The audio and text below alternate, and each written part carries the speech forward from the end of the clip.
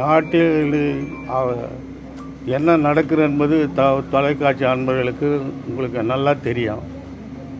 என்ன காரணம்னா நல்ல ஆட்சி இல்லை, எதிர்கட்சியும் நல்ல எதிர்கட்சி இல்லை. அது செயல்பாடுகள் பிடிக்காத காரணத்தினால் நான் வருங்காலத்தை மீட்டெடுக்க ஆட்சியை செம்மையாக நடத்தி செல்ல ஒரு அருமையான தலைவரை தமிழ்நாடு தேர்ந்தெடுத்திருக்குது.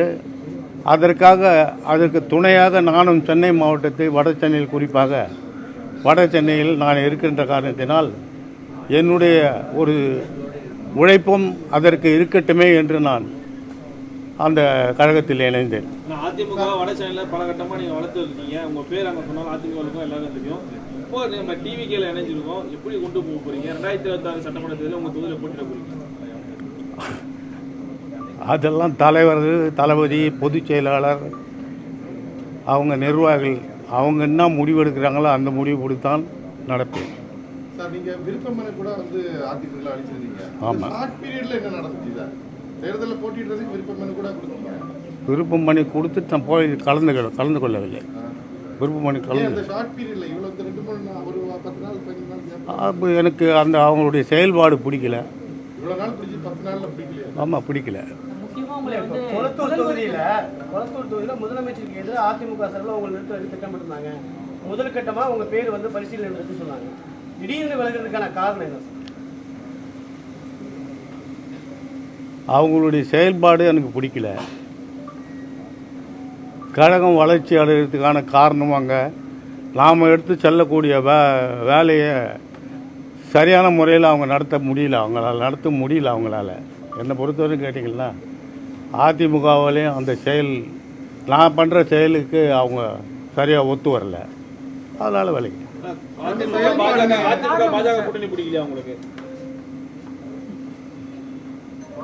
செயல்பாடுன்னு எதை சார் சொல்றீங்க? அவங்க வந்து ஒரு கூட்டணி அமையாதுன்னு சொன்னாங்க. இப்போ ஒரு நல்ல ஒரு ஸ்ட்ராங்கான கூட்டணி அமைச்சு மக்களை சந்திக்க போறோம் அப்படின்ற மாதிரி சொல்லிட்டு இருக்காங்க. கூட்டணி ஸ்ட்ராங்கான கூட்டணின்னு அவங்க சொல்லிக்கலாம், மக்கள் சொல்லலையே.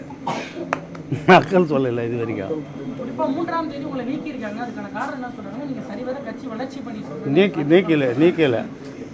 நீக்கல. நான் நல்லா வேலை செஞ்சேன்னு தெரிஞ்சுதான். அவங்களுக்குள்ள என்ன ரகசிய உடன்பாடு இருக்குதுன்னு எனக்கு தெரியல. உங்களுடைய குற்றச்சாட்டு வந்து எடப்பாடி பழனிசாமி அப்படின்னு எடுத்துலாமா? கட்சியினுடைய பொதுச் செயலாளர் அவர் தான், எதிர்கட்சி தலைவராக இருக்கிறாரு. அதிமுகவில் நீண்ட காலமும் இருந்து ஒரு சென்னையினுடைய ஒரு கோட்டையில் மிக முக்கிய அடையாளமாக நீங்கள் இருந்த நபர் வெளியில் வரீங்க அப்படின்னா, அப்போ பொதுச் செயலாளருடைய செயல்பாடு இல்லை உங்களை அரவணைக்காமல் போனதுக்கான எல்லா விஷயமும் வந்து எடப்பாடி பழனிசாமி தான் இருக்கலாம். அந்த மனக்கசப்பு என்ன ஏற்பட்டது?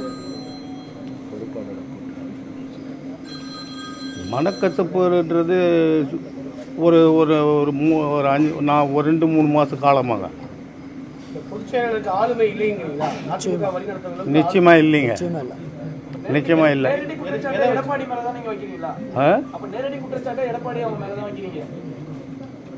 ஆமாம், அப்போ ஒரு பொதுச் செயலாளர்ன்றதுனால அவருடைய மேலே தான் நான் குற்றச்சாட்டு சொல்ல முடியும். வேறு யார் மேலே சொல்ல முடியும்? அவருடைய செயல்பாடு சரியில்லைன்னு தான் சொல்ல முடியும். சார், இவ்வளோ நாள் கிட்டத்தட்ட ஒரு 4 ஆண்டு காலம் அவர் வந்து ஆட்சியில் இருந்திருக்காரு, முதலமைச்சராக இருந்திருக்காரு. அடுத்து திரும்ப இப்போ ஒரு 4 ஆண்டு காலம் எதிர்கட்சி தலைவராக இருந்திருக்காரு. இவ்வளோ நாள் அவர் நல்லா இப்போ ஒரு 10 நாள் 1 மாதம் கேப்பில் உங்களுக்கு பிடிக்காம வரதுக்கான காரணம் தான் கேட்குறேன். அதுதான் எனக்கும் தெரியும், எனக்கும் புரியல. எனக்கும் அதான் புரியல. அது இப்போ நீங்கள் பத்திரிகையாளர்லாம் இருக்கீங்க, அது நீங்கள் பார்த்து சொல்லுங்கள். எனக்கும் அது புரியல. என்னுடைய செயல்பாடெல்லாம் நல்லா இருந்தது, நல்லா சிறப்பாக தான் வேலை செஞ்சிருந்தார். உங்களுக்கு தான் ஏடிஎம்கேயில் சீட்டு கொடுப்பாங்கன்னு பரவாயில்ல பேசியிருப்பாங்களே. அப்படி பேசியிருந்தாங்க, ஏன் அந்த மாதிரி முடிவுக்கு வந்தேன்னு நாங்கன்றது நீங்களே ஜட்ஜ் பண்ணி சொல்லுங்கள். இல்லை நான் கேட்க மனு போட்டுட்டு வந்ததோடு சரி, போய் கேட்கவே இல்லையே. நான் அதனால தான் நான் வேலைக்கு வந்துட்டேன்னு முடிவெடுத்து வேணான்னு முடிவெடுக்கிறேன். நான் போகவே இல்லையே, விருப்பம் நான் போகவே இல்லையே. நிச்சயமாக ஜெயிக்காது. நிச்சயமாக ஜெயிக்காது.